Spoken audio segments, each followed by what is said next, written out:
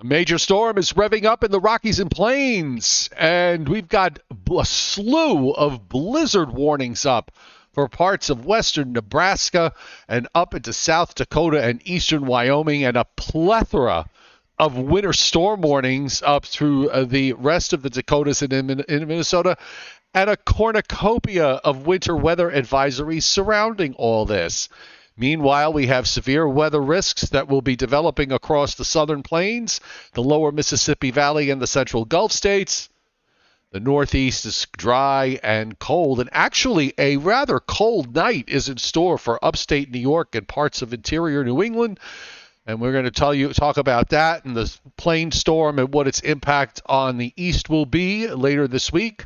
All that on the Joe and Joe Weather Show tonight, brought to you by Omni True Value Hardware at 1226 North Wellwood Avenue in West Babylon, New York. Long Island's largest supplier of rock salt, and many areas on Long Island got a coating to an inch last night. And we have also the best of the snow and ice melt products around, like Mag, Ice Pellets and Flakes, and Pellido. And, of course, if you want Santa to leave 2 snow blowers or 1 snow blower, I guess that could be like a his and hers. They're there. Yeah. And we've got supplies. Of course, you could take them to Mrs. Rayo, who will fix the snowblower in case it breaks.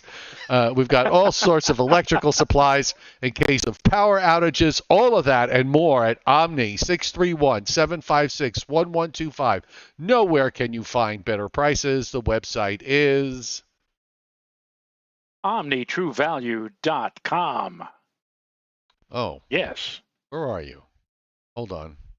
What happened? Why am I so dark? I'm never this dark. Hang on a second. Okay, there are you. There am I. All right, you know what? Let me get myself a little bit of light. That's weird. It's never like that.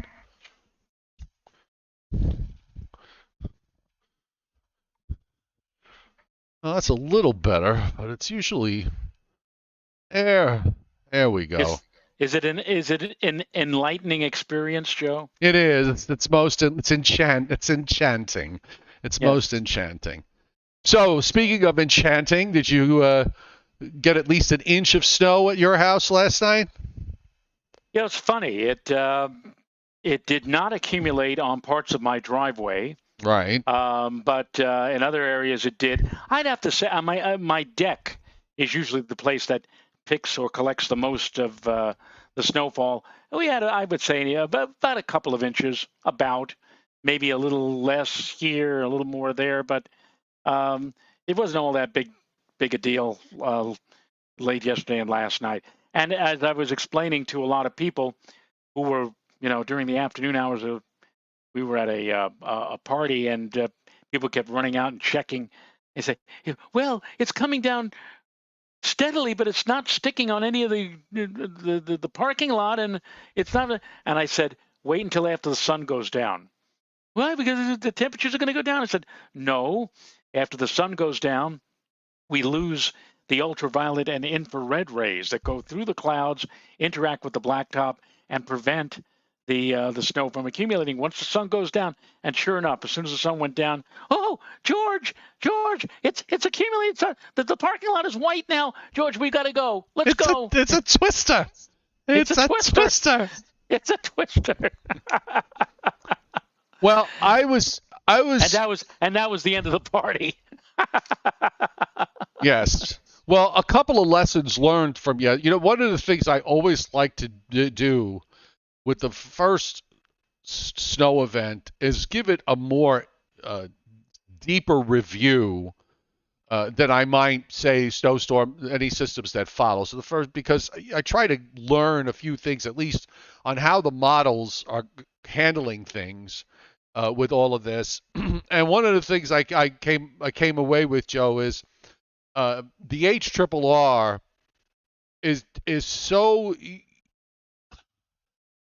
I don't want to say useless. I really want to say useless, but I don't want to say it.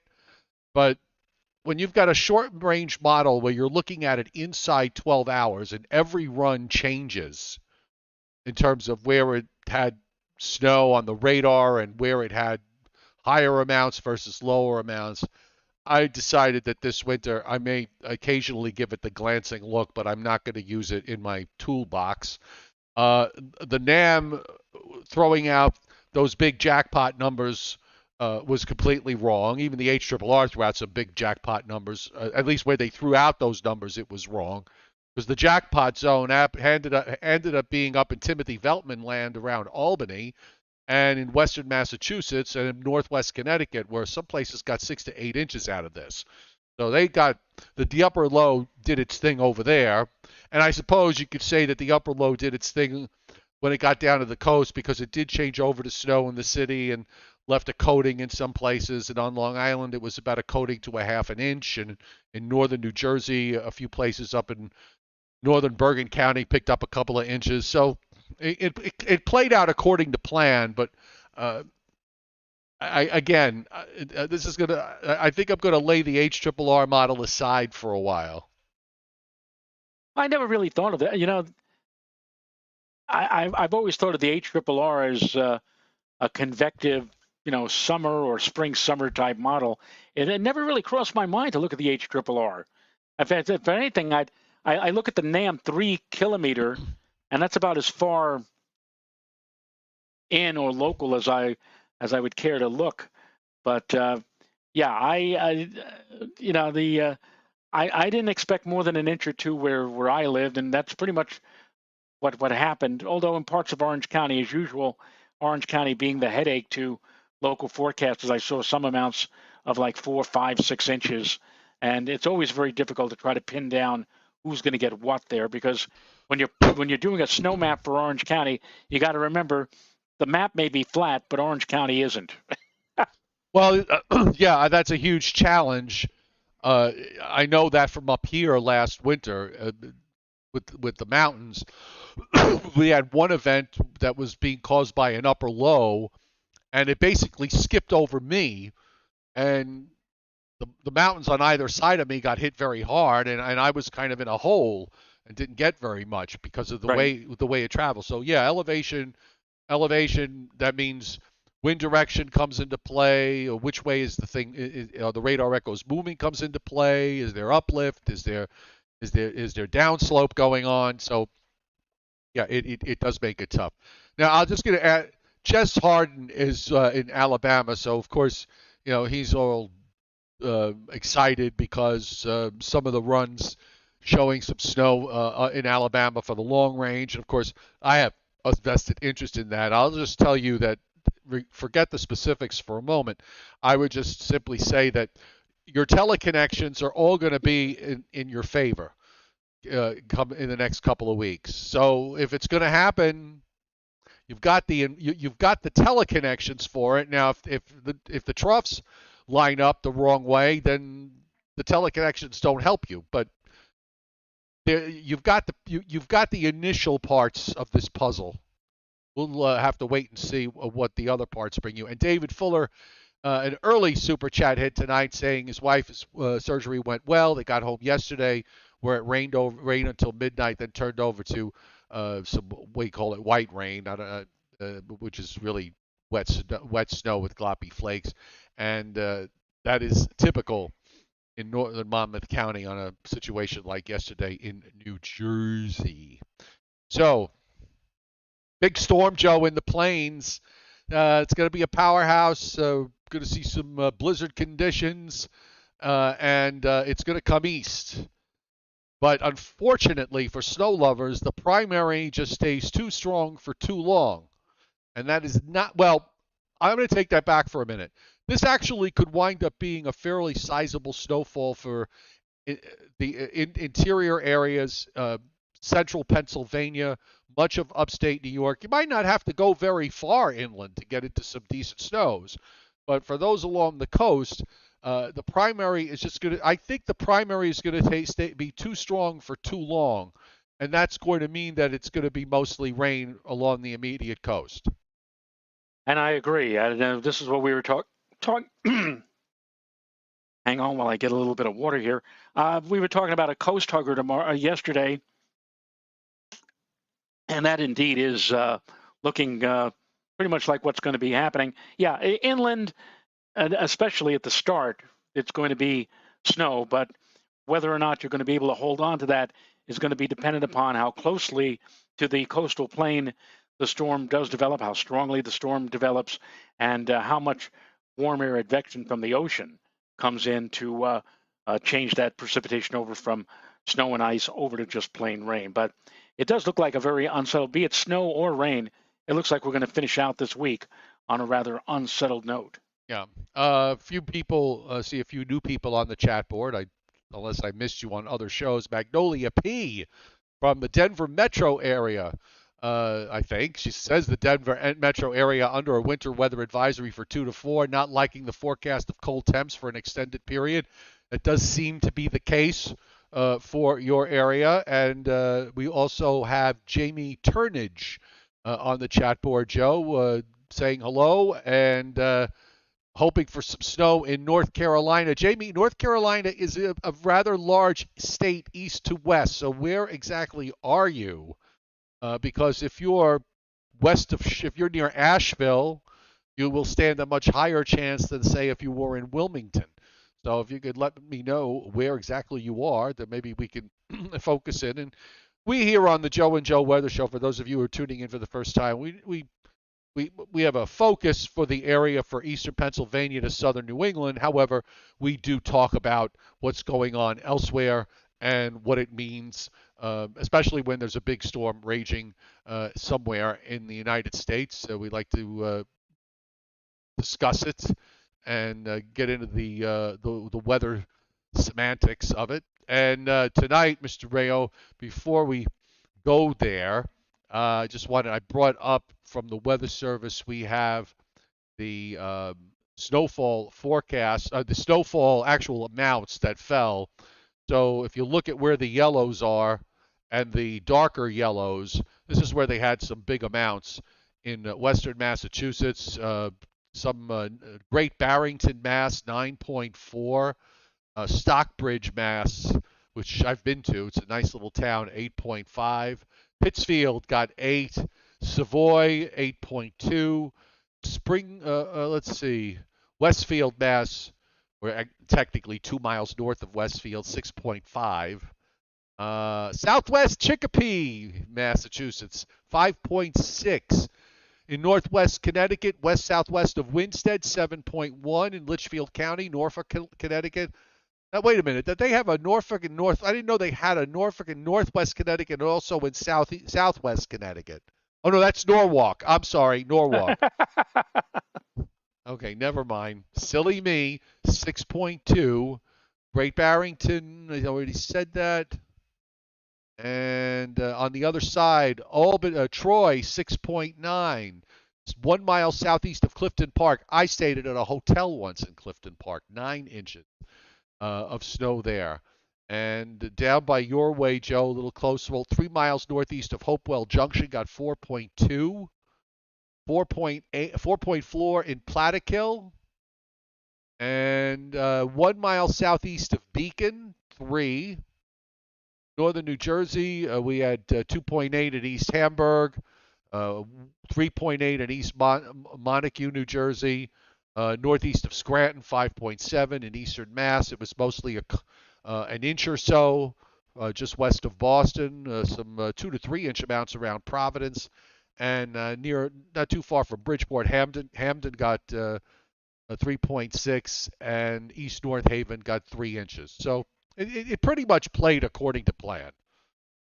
Yeah, I noticed that in the immediate New York City metropolitan area, that JFK ended up with a trace somehow. Central Park, and it's noted official NWS observer. So they actually have an official observer, Joe, for the National Weather Service in Central Park, even though the actual Weather Service is located about 100 miles to the east of Central Park. But they said a trace at Central Park. Usually when they say Central Park, they talk about the Central Park Conservancy, but this was based on an official NWS observer who made that observation.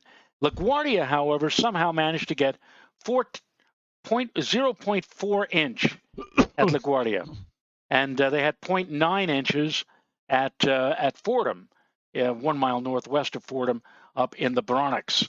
But and over at Newark Airport, 0.1 inches. So basically, in the immediate New York City area, there was some snow, a little bit, a teeny bit. It was either an itsy bitsy piece or a teeny weeny piece of the heavier snows that fell inland to the north and to the west. All right, now let's go to what's happening at the moment as far as watches and warnings are concerned, and we've got quite a few of them. Blizzard warnings. One thing I have to admit, when it comes in the wintertime and we get the orange areas, the blizzard warnings, my weather part of me gets excited. We've got blizzard warnings up for northeastern bunch of counties, northeast Colorado, western Nebraska, eastern Wyoming. There's a little hole there, if you see, where there's winter storm warnings surrounded by blizzard warnings in those other counties. In western South Dakota, you see all the winter storm warnings up for a good chunk of the rest of Wyoming except the northwest.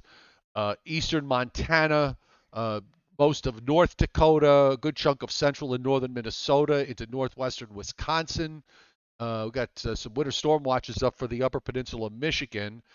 There are also winter storm warnings up for western parts of western Colorado, winter weather advisories extending down from western New Mexico down into southeastern Arizona.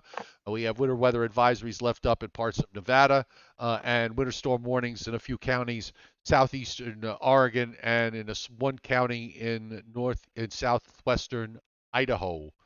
And yes, there's a couple of counties there in central Idaho. They've got avalanche warnings up there, so this is going to be a big one. And by the way, in the purple that you see in eastern South Dakota, northeastern South Dakota to southeastern Minnesota, those are ice storm warnings that are posted. So apparently the upper levels of the atmosphere are a bit on the warm side, and when the precipitation comes on down through that and into that shallower layer near the surface of colder air, instead of the white stuff, you get the ice stuff instead. Right. Now, the other big deal with this is severe weather, and we have a slight risk of severe weather tonight in southwestern Kansas, western Oklahoma, much of northwest and parts of north central Texas with a slight risk of severe weather. And that is, by the way, coming with a 5% tornado risk. Now, tomorrow, a bigger day because we have an enhanced risk of severe weather in East Texas across the northern half of Louisiana with a large area of slight risk into Mississippi on one side, half of Arkansas, southeastern Oklahoma, much of East Texas down to the Gulf Coast.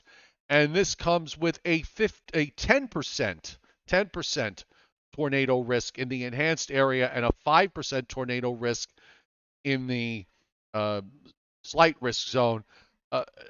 Unlike last year, Joe, when we were seeing severe weather up here in the Northeast, the severe weather now is happening where if it's going to happen, it's happening in the geography you would expect it to happen, and not way up to the north, way up to the Northeast.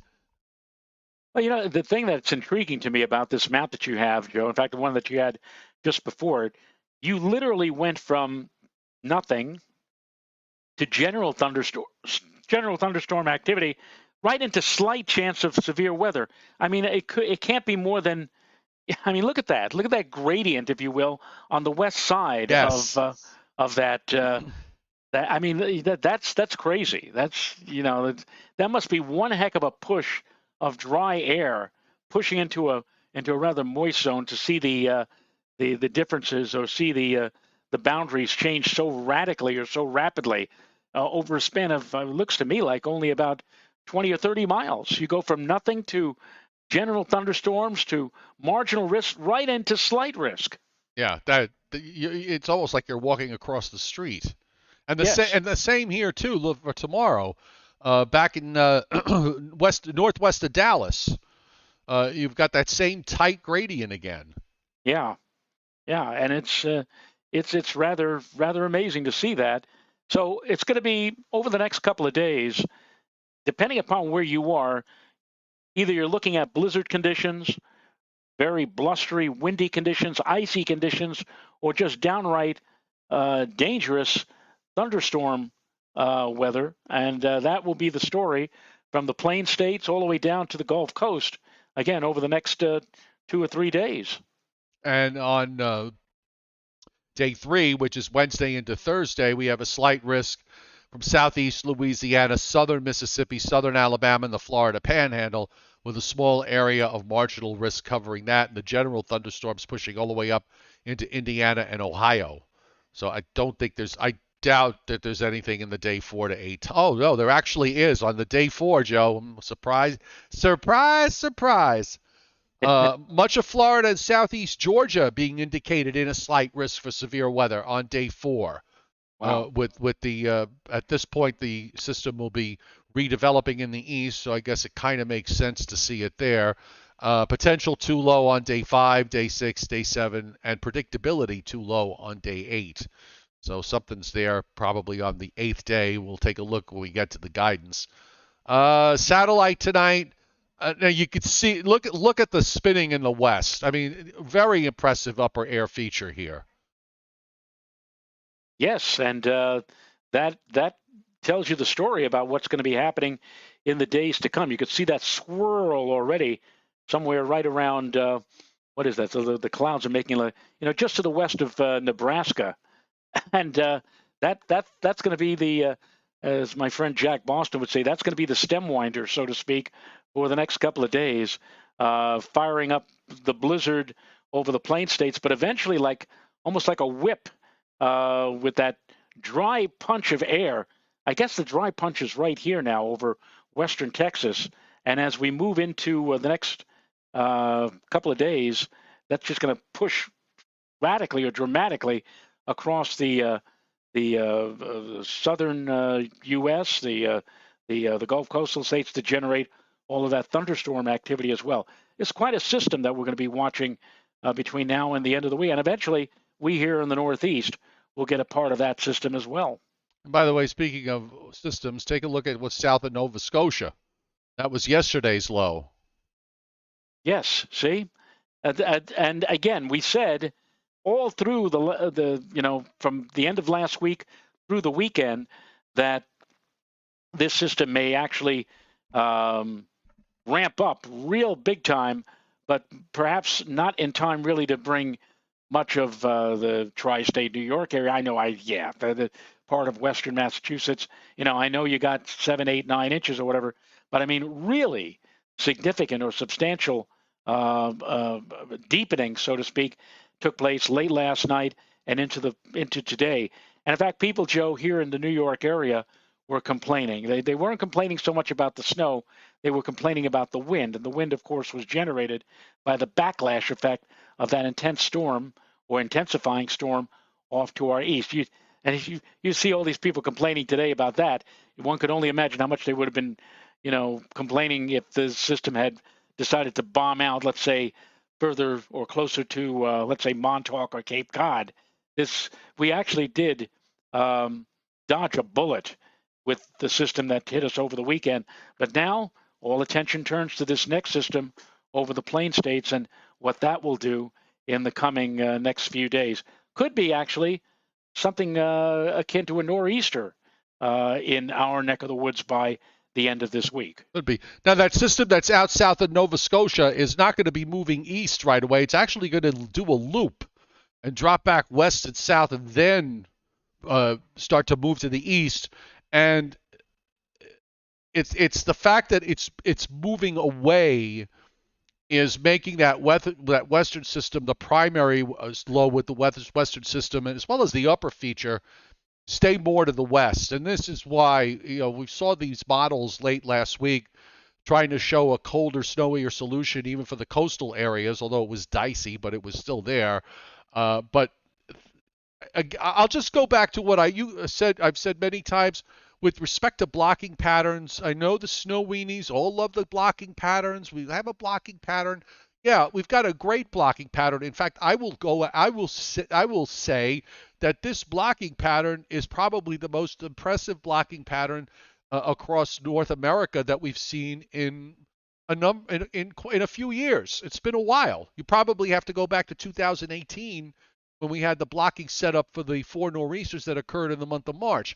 But it doesn't. You could have the blocking if you don't have the highs and lows and the troughs and ridges are in exactly the right places. You're going to get disappointed, and that's kind of what's been happening here with respect to the weather, what we've been experiencing from the weekend and now through this week. Because yeah, all the pieces are here, but they're just not in the right place or the wrong place, depending on your perspective. Yeah. Trying to cover both sides here because not everybody wants snow.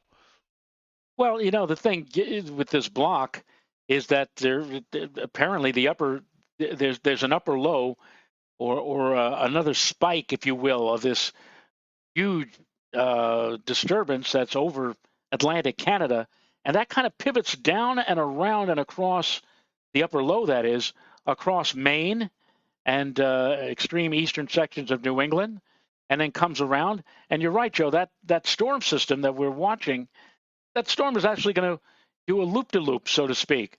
And by the time we get to Wednesday afternoon, the storm is actually going to be somewhere in the vicinity of Yarmouth, Nova Scotia, still. Yeah. Very tight gradient. And that's, again, due to that spinning action of the upper lows pivoting around. And meanwhile, the next system coming in is slowing up a bit because, again, what can it do? I mean, it's kind of a log jam in the atmosphere is trying to take place. And eventually, as that system in Atlantic Canada moves out over the ocean, that's when the system in the west begins to spread out, so to speak, or spread itself in such a manner that, my goodness, it looks like we have a tremendous upper system that is going to be prevalent out over much of the western into the central Great Lakes by the time we get to the end of this week on Friday. And at the same time that all that's happening, we have a storm that's coming up or trying to come up along the eastern seaboard. That's the coast hugger that we mentioned at the top of the show. And that system is going to rev up and probably will be a system that will be worthy of significant precipitation and also some rather strong wind.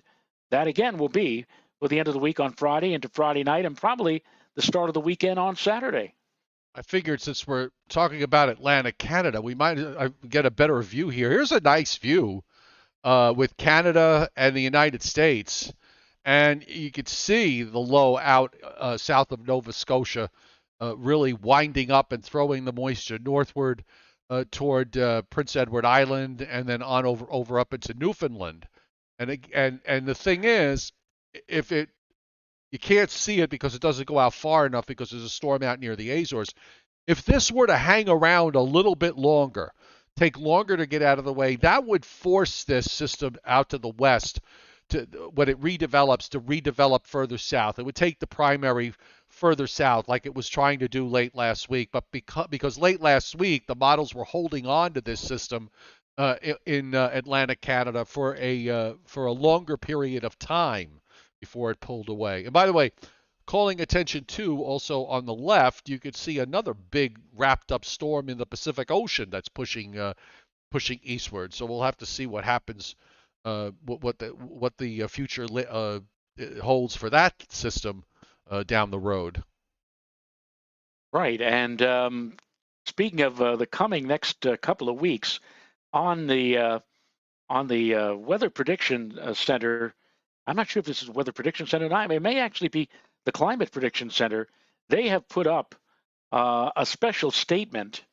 I just want to get that. Is there a map that goes with it? Well, it's kind of like a combination of maps and they have key messages that are mentioned. Well, you can share, I understand. What I'm trying to do is I'm trying to get that and bring it up so that you and everybody else can see it. I mean, with key messages, we're used to seeing that from the Hurricane Center when they're talking about hurricanes, but they actually have a whole list of things here. Let me just get it here. Get the headline up. There we go. And now I'm going to go and share this with you and everybody else. Share. And let me just widen this out here. So there you go. This is again from the Climate Prediction Center, and I guess they put this out today. Bitterly cold temperatures likely to impact much of the lower 48 states heading into the holiday season. Now, take note of this. Today is the 12th of December, and yet on the 12th of December, they are putting up a statement that will become effective for December 20th through the 26th, right on through the Christmas holidays. Key messages: very cold Arctic air masses will envelop the nation during the week 2 period, including the busy holiday travel season. Now take a look at this. This is the 8 to 14-day temperature outlook. This is valid. In fact, let me see if I can blow this up a little bit. There you go. I love this. December 20th to 26th. That's the time frame that they are looking at or basing this special statement on. And I just want to see here, Joe. 1, 2, 3, 4, 5, 6, 7. 1, 2, 3, 4, 5, 6, 7. Okay, so right here where you see the word below and the darkish shading of blue, 90 to 100% probability of below normal temperatures. That means that near record-setting low temperatures are likely to be set here and maybe even in this area, this 80 to 90% region, which covers, let's see, Chicago, Minneapolis, St. Louis, all the way down into Little Rock, Arkansas. I mean, this is a fairly substantial area that they have on the 8 to 14-day outlook. And the cold extends all the way as far east as the Atlantic seaboard and as far back west as Utah and Idaho and parts of Arizona.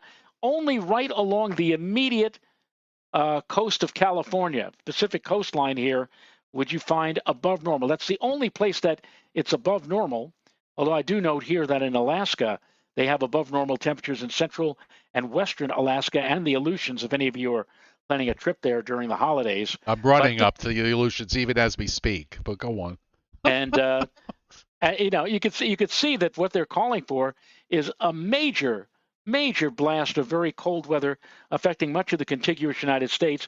Temperatures in the negative teens are possible in the northern Rockies and northern plains, with sub-zero temperatures reaching as far south as the Central Plains. Areas farther south and east, such as the Great Lakes, Ohio Valley, Mid-Atlantic, and Northeast, are favored to have temperatures reach the single digits, and teens well below freezing temperatures are also expected throughout the southern plains and the southeast. And again, the timing leading up to and continuing from the 20th of December through the 26th, the cold is expected to move southward, then eastward as the week 2 period progresses. They have here the experimental 3 to 4 week prog, and there you have, again, very cold in the nation's midsection, above normal across West Texas and southern New Mexico, and also above normal over the Florida Peninsula, and also above normal in New England. But most of the rest of the country is either near or below normal temperature-wise for that interval. That's for the 24th, Christmas Eve, all the way to Little Christmas, the Epiphany, January 6, 2023. And again, all of this was issued, well, this map was issued last Friday. They always issue the experimental 3 to 4 week temperature outlook, usually on a Friday. But I want to point out to those of you who have been yelling and screaming, about, we're going to get the big snowstorm just in time for Christmas or just in time for, I want to show you that for that 18 to the 22nd period, 6 to 10 day outlook is showing below normal in our neck of the woods. So if there's precipitation, it's going to be coming on dates few and far between.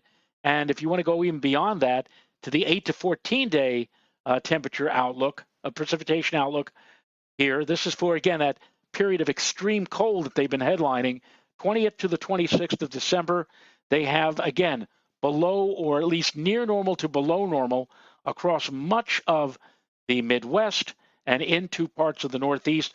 The wet weather is confined down here across the Southeast and Florida and South Texas. And this is what Joe was talking about, folks.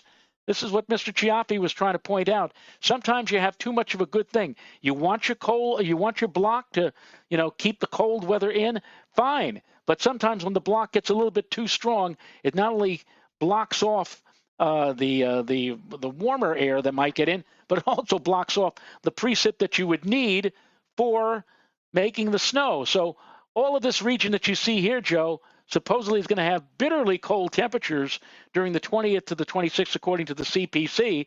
But for the moisture that you need to get the snow, that stays down here from the Carolinas on point south. So who knows? Maybe works for me because I'm in the below normal area, so that gives. This is the negative East Pacific Oscillation at work. Yes. And this is why I have said, at least as a snow lover, give me the negative EPO. I'll take my chances with everything else. Everything else that you've said about precip, whether it's below normal or above normal, you got to have the cold. So you have to have the cold air. So give me the cold air, and we'll figure out the precip when the time comes. Because even when you have, generally when you have a lot of cold air, you're going to have drier conditions. You're going to have below normal precip, especially if you're on the cold side with snow. The warmer side, if you're on that border where where the temperatures are equal chances or even above normal, that kind of is where the low is going to be. So that's where you'll probably see precip a bit above normal. So I'll take my chances with all of those things. Just give me, just get the cold in, and then we'll see what happens. Right. Well, you're going to get the cold locked in, but what I'm alluding to is the fact that, you get maybe even a little minor ripple coming out of the Gulf of Mexico and rippling along the southeast. You got this cold air that's pushing on in, and you get just enough moisture, you could have snow in parts of Georgia or even the Carolinas or even up to the Virginia Capes. And we've seen that happen in the past. And I've mentioned the winter of 72, 73, where we did have the cold for much of the winter here in the Northeast, but it was just a little bit too strong. And all of the snowstorms that winter were passing off to the south across Maryland and Virginia and Delaware, and they're down into the Carolinas. And I mean, New York, you got like maybe 3 inches of snow for the whole winter. But meanwhile, there were places down in the south that were cold, but also had the moisture that made a lot of snow. Will that happen again to us this winter season? Are we seeing a preview of what the winter is going to be looking like? I don't know, but at least, Joe, what I'm saying here is that the folks at CPC are highlighting, emphasizing, screaming that this upcoming Christmas is going to be, if for nothing else, cold here in our neck of the woods. Since we're talking about cold, I wanted to bring this map up before, and I forgot, so I might as well bring it up now. For the folks in the Northeast tonight, that snow cover is going to make a huge difference in terms of temperatures. Look at some of the numbers. Albany forecast to be down to 13 tonight. You've got teens down into northern New Jersey, 22 for White Plains, 22 for Islip, low 20s heading all the way down into South Jersey, middle 20s in Maryland and in northern Virginia, down in the Delmarva Peninsula. Snow cover helps the cause, folks, and you've got with what fell last night, you've got even single digits going on. That 9 is somewhere east of Utica. Maybe that's Schenectady. And we've got some single digits up in the Adirondacks. So, and not to forget the folks in northern Vermont and up into Maine, single digits and teens there too. So, very, very chilly night lying ahead. The radar tonight is absolutely quiet in the east. You can see the beginnings of what's going on out in the west and in the plains and in the Rockies with areas of snow showing up on the radar, and where we're supposed to see the severe weather tonight, starting to see some thunderstorms bubbling up there in southwestern Kansas, just a few so far, but I'm thinking that this may fire up some more as we go through the overnight hours. There's some showers further east. You can see them scattered around in east central Kansas down into Oklahoma. And back down to about the Dallas-Fort Worth area, and you've got precip down here in the southwest where they've got winter weather advisories up as well. So the radar is going to get busier than that. WPC in terms of liquid precip here for tomorrow, a large area of 3/4 of an inch to 1.5 inches plus, where you have the blizzard warning. And then for day 2, We still have precip going on in the Dakotas, but it's lightening up and it shifts eastward. So day 2 is Wednesday night into Thursday. I'm sorry, that's day 3. Day 2 is half to 3/4 of an inch across the Dakotas. And also, you see the precip that swings around through the Great Lakes and some big rains in Mississippi down into Louisiana with that severe weather threat coming for Wednesday, and then no, I'm sorry, coming for tomorrow into Wednesday, and then day 3, we start to bring the precip up the East Coast into the Northeast, back through the Great Lakes. You can see heavier precip in Virginia, Western Virginia, down into North Georgia and to northeastern Alabama. Day 4, 3/4 of an inch to an inch and a half. It looks like somebody's putting up their index finger there, Joe, right up toward the Catskills there, of the inch and a half plus. But a wet system, no doubt, with what's happening, and then it lifts on out on day 5. So the 7-day totals, pretty substantial, just about everywhere from the plains to the Mississippi Valley, across the rest of the eastern part of the United States, except for a few holes here and there. It's a fairly substantial 7-day period of precip we're seeing. Yeah, I just wanted to look quickly on thermodynamics. I wanted to look at the 2-meter contour map for later on in the week. I was just curious to see where they put the 32-degree line during that, and I'm looking at this right now, Joe, and at 6Z. Hold on, share. Okay, hang on for a moment. Share with our studio audience. Yes, I'm trying to do that. Here we go. And let me just back up a bit to, come on, where are you going? Technology. So at 12Z Thursday, this is at 7 a.m. on Thursday, you could see that the 32-degree line is down across lower Westchester. And of course, everybody's, inland, getting excited about the prospect of maybe a major snowfall on Thursday night into Friday. So if we advance in time to 1 o'clock, already we have the 32-degree line that is now pushed all the way up to straddling to the west of the Hudson River. And then we get to 7 o'clock in the evening on Thursday, and we still have that 32 line across northern sections of Orange County up to about Kingston, New York. That's not going to do you very well if you live even where I am for substantial or significant snowfall. And then as we move through the night at 1 a.m. and then up to 7 a.m. on Friday morning, that 32-degree line, if this is right, if you take this at face value, it is way, way up to, it's even up to Timothy Veltman land up in the Albany area. So again, the column probably is going to be cold enough so that everybody, come Thursday afternoon late or Thursday evening, everybody, even New York, I would say, New York City, will start as snow or a little bit of snow and sleet or ice or whatever. But if this plays out, that the 32-degree line is going to move that far to the north during the course of this storm, and you can see the storm itself is somewhere down here. You can see how the barbs are turning in relation to some kind of a storm center. So that's pretty close to the coastline. And all of this kind of spelling out, Joe, that this may be another disappointment for a lot of the snow lovers, that they may be just a cheap thrill at the very beginning, but for the most part, it changes over to just plain old rain at the very middle and end. Miss Fallerite requests if you could do that for where she is in Kansas. In Kansas, why not? Let's go to the regions here, and I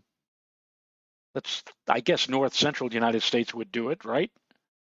And if we go back, let's say, backwards in time, again, I don't know why this doesn't.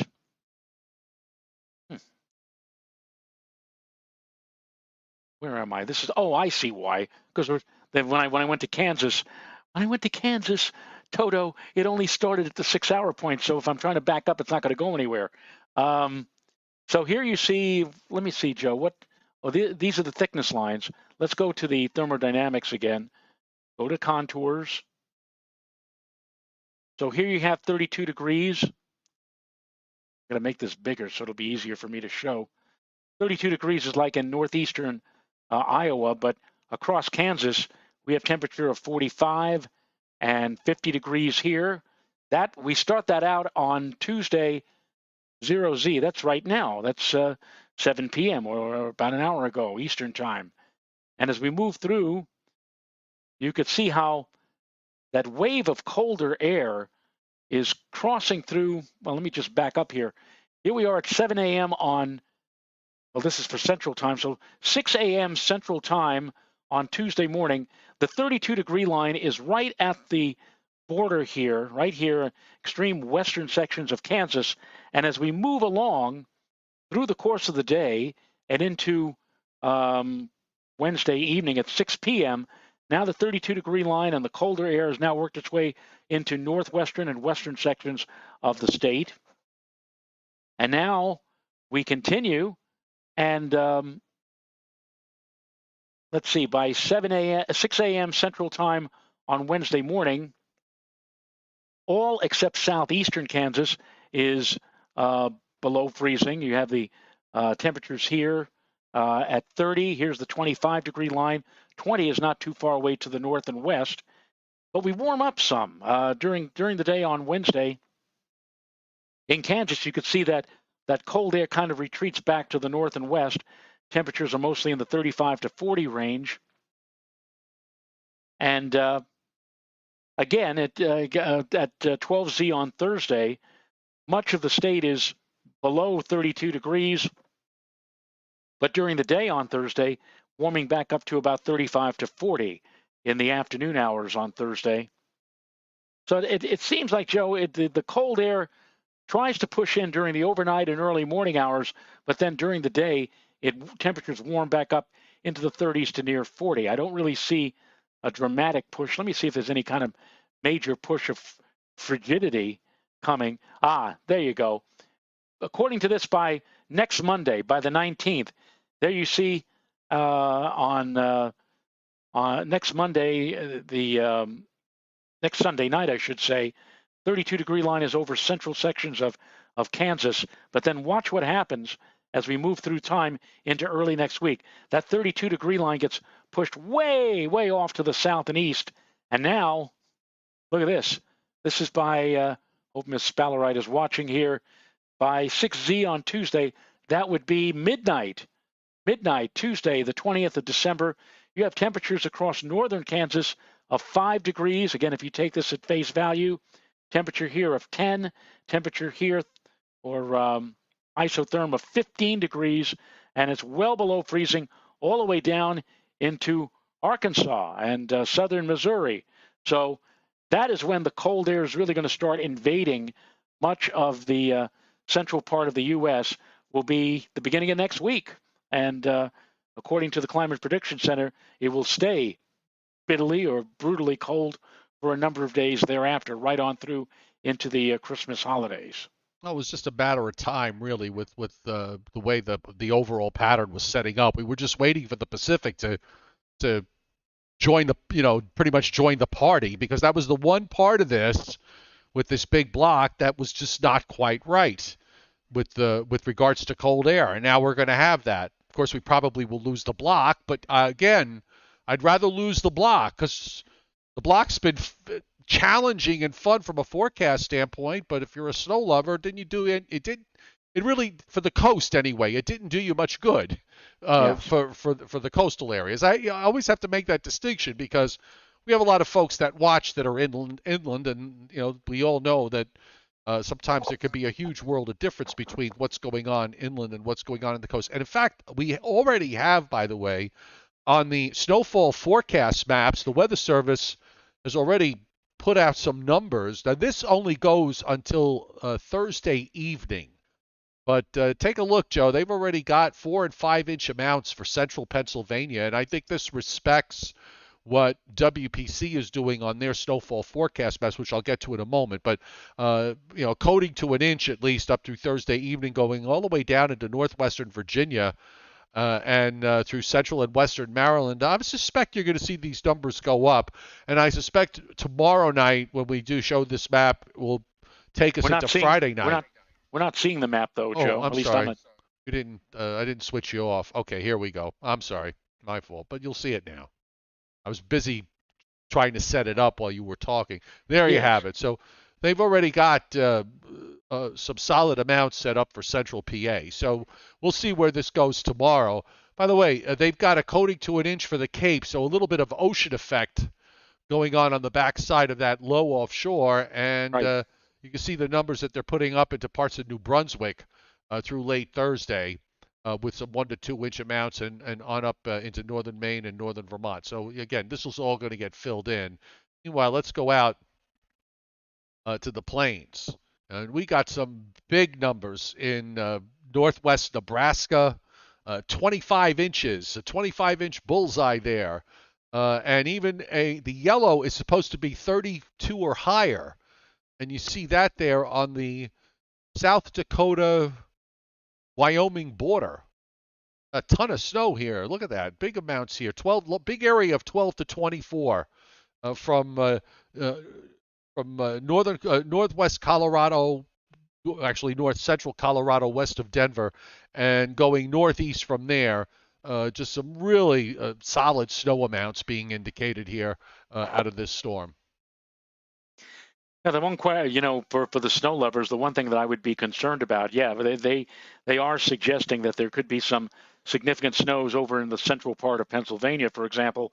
But what concerns me is that whole area may lift almost straight north or northeast, and that it just may give our area or the northern or northwestern part of New Jersey, for example, just a glancing blow, that all the good stuff will be way up to the north and west of where the tri-state area is. And as we just showed you a little while ago, again, if you take those isotherms at face value, it's just going to be too warm for the white stuff by even very late Thursday night, early Friday morning. But again, we're talking about 4 days down the road.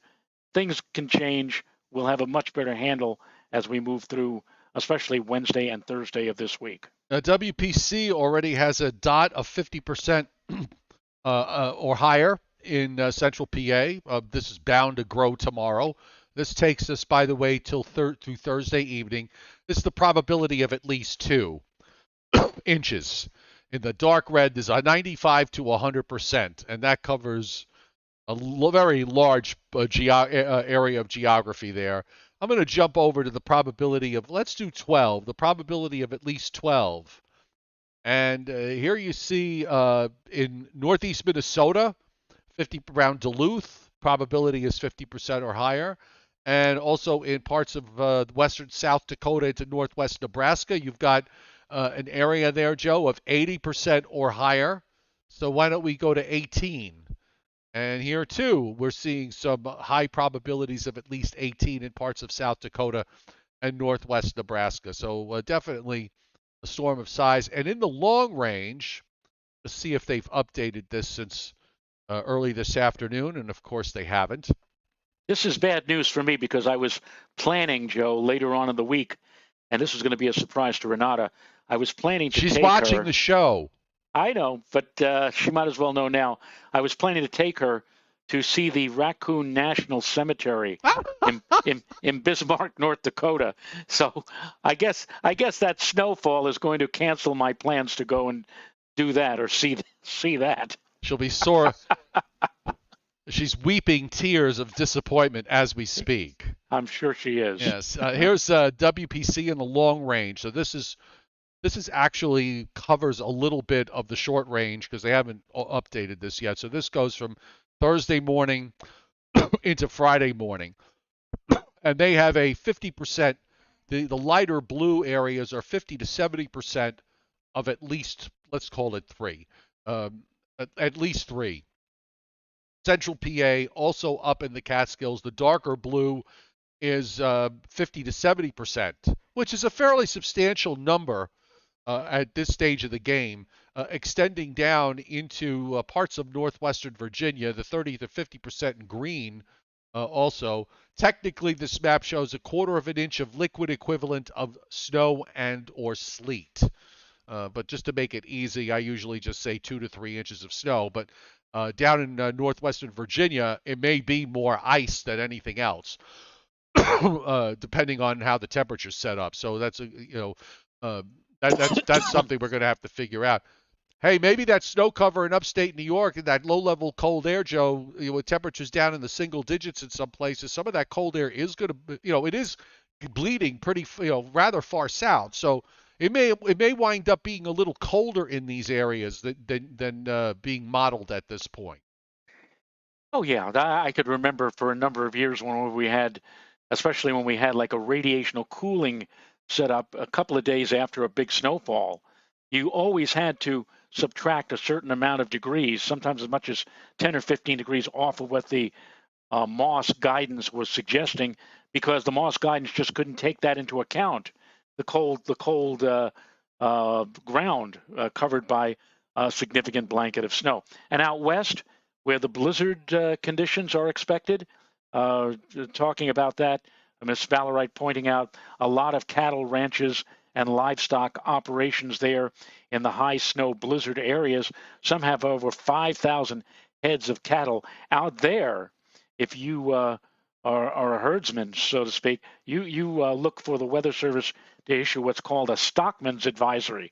That tells you better get those animals inside, or you're going to have a lot of problems in the aftermath of the big storm. So this looks like a pretty wild and woolly setup for the Plain States, and eventually translating eastward to our neck of the woods, and we may see a significant wind and rain and or a mixed bag of snow and ice storm in parts of the Northeast. So if any of you out there are saying that I'm bored because the weather's been so, it ain't going to be boring this week, and I can assure you of that. And thank you to Izzy D, who's complaining, Joe, not a flake where he was in Lakewood, New Jersey this morning. I guess he didn't get any snow. He says, when is Lakewood, New Jersey going to get snow? Well, it'll come. It'll come with time. And thank you also to Anthony Orr for hitting Super Chats as well. And if we haven't gotten to 100 likes, Joe and I love it when we get to 100 likes. So if you like the show, okay, great, thank you much. Very good. I'm happy. So here's WPC's forecast for Friday into Saturday, and you can see already this is day 5 in their long range. Already a large area of 50 to 70% of at least a quarter of an inch of liquid equivalent of snow and sleet being indicated, and even some 70 to 90% areas in upstate New York, and also in Vermont, New Hampshire, and Maine away from the coast. So WPC bullish for the inland areas for sure. We could take a look at the European. This was the new European, Joe. The only thing I noticed from the old European, first off, you can see the storm there, the 996 low in eastern Colorado. You'd also on the far right see the storm in the ocean. This first map is from 1 o'clock this afternoon. So I'm just going to loop it along here. Now, you'll take a look. First off, I know it's hard to look at both things at the same time, but if you look at what's happening up on the right, the storm gets out to Newfoundland and just kind of back southward there across Nova Scotia on Wednesday, and then it drops southeastward. And again, it's pulling out. If it takes longer to pull out, it's going to slow down the system to the west. Meanwhile, this one reaches peak intensity here, and you can see the arm of severe weather, by the way, that's going to sweep across the Mississippi Valley and the Gulf states. There's a 91 low. Now, we've seen deeper lows than this in this part of the country, but everything is relative on what I would call a mostly high-pressure map, especially across Canada. So you've got a 91 low there in central Nebraska, and you've got the low that's now just moving out from Nova Scotia, and this big sprawling high. I mean, just absolutely, sorry, I wound up moving that too quickly. This big sprawling high that is, there, I got it under control now. Yeah. all over Canada, down the eastern seaboard. And we're actually getting some cold advection here going into Wednesday from that low in Nova Scotia. Those thicknesses are trying to drop there in New England, at least, certainly.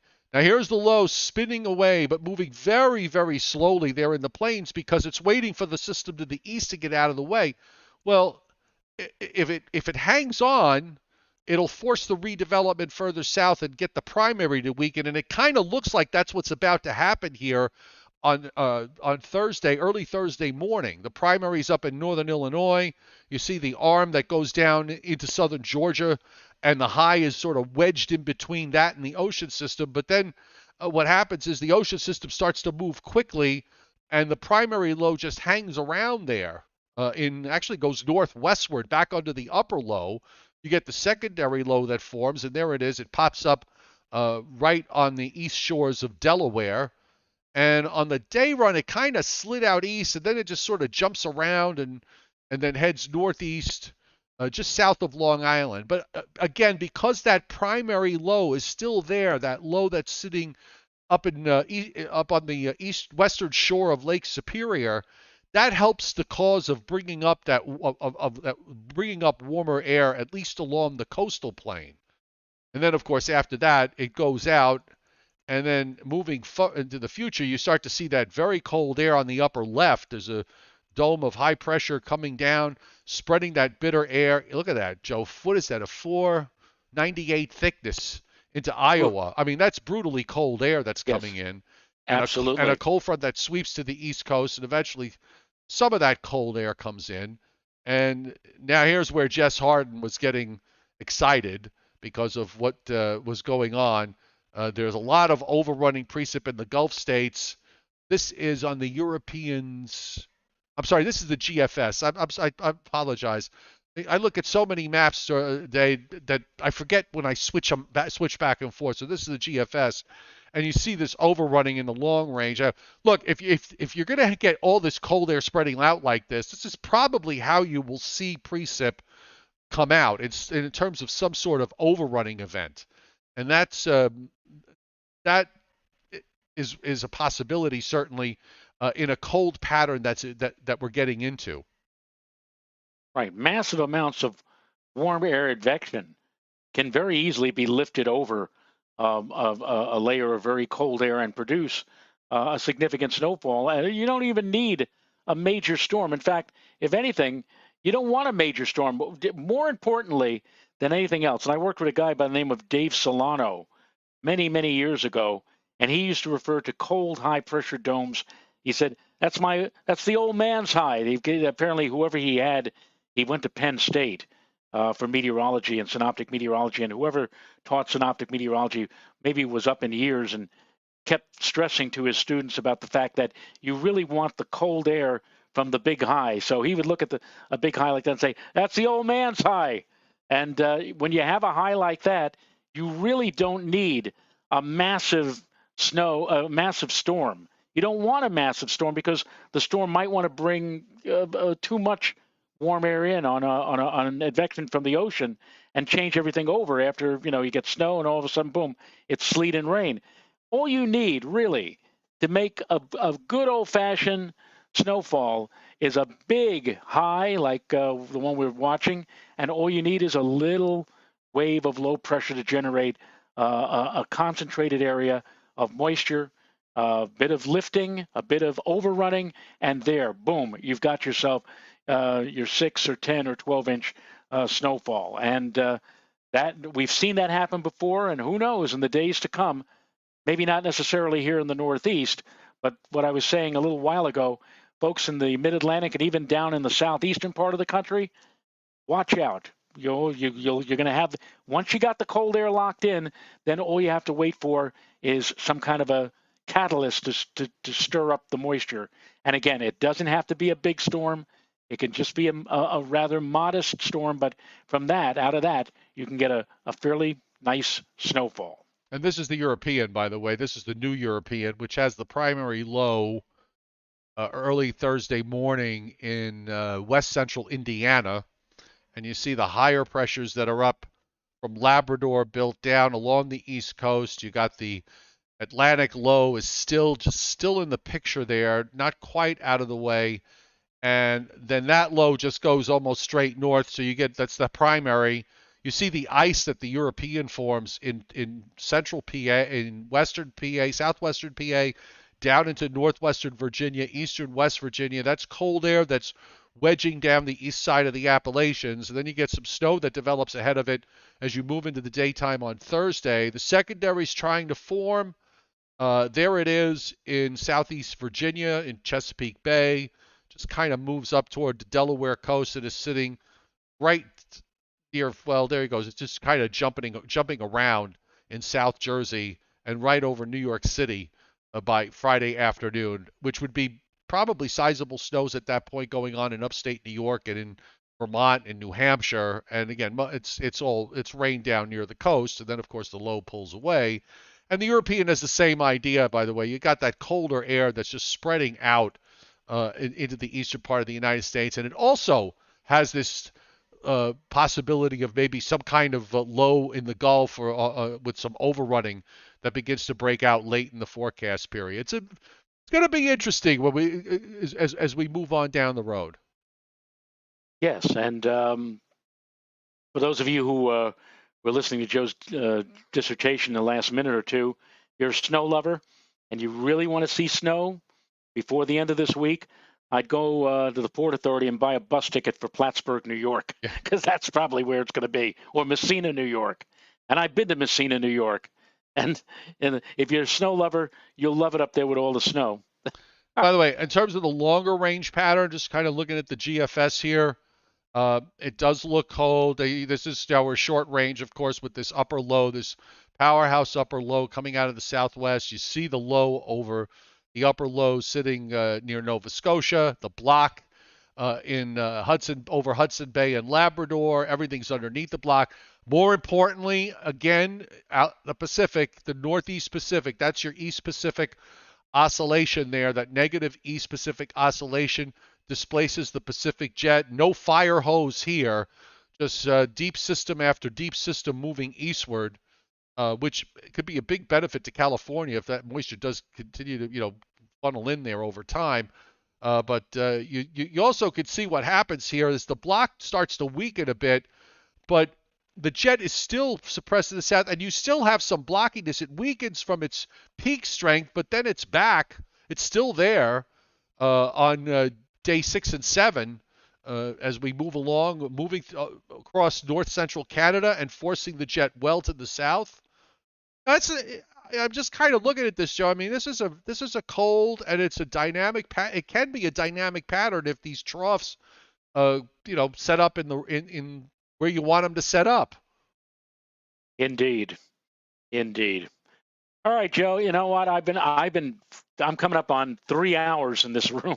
I know. Between my library talk and our talk tonight, I think I'm just going to say goodnight to everybody right now. We'll be back with you at the regular 7:35 time tomorrow with more excitement and more intrigue. And somebody on the chat board, I think it was Leon Probitsky, suggesting that maybe we should do a midnight show like no. Joel Martin on WBAB. No. I don't know who Joel Martin is, but I ain't doing a midnight show. No, you're lucky you could get me to do an 8:30 show because I'm usually conked out. Fortunately, I did not have a glass of wine yet because I'm going to have it after as we wrap things up. Yeah, I hear you. I'm kind of tired too, and the late start throws me off just a little bit. But here's the good news for you and for all who don't like these 8:30 starts or whatever. My last library talk for the South Huntington Public Library, I might add, will be on Wednesday at 7 p.m., which means we'll shift to 8:30 that night. But then after that, my next library talk after that, Joe, doesn't come until the end of January. So we've got the rest of December and most of January where we won't be shifting around in the timetable. So there you go. Tim, wine doesn't wake me. Wine puts me to sleep. So anyway. Okay, folks, let's wrap it up. We covered a lot tonight with all the weather that's going on. So and we kind of like it that way because it really gives us things to talk about. So we're going to have that tomorrow. We're going to have that Wednesday, and we're going to have that Thursday as well. So everybody have a great and safe night. We'll see you tomorrow. Thanks for all the likes tonight. 144 likes. We've already had 2,000 views, which is great. So we will see you tomorrow at 7:35 Eastern Time. Night, everybody. Or reservoir.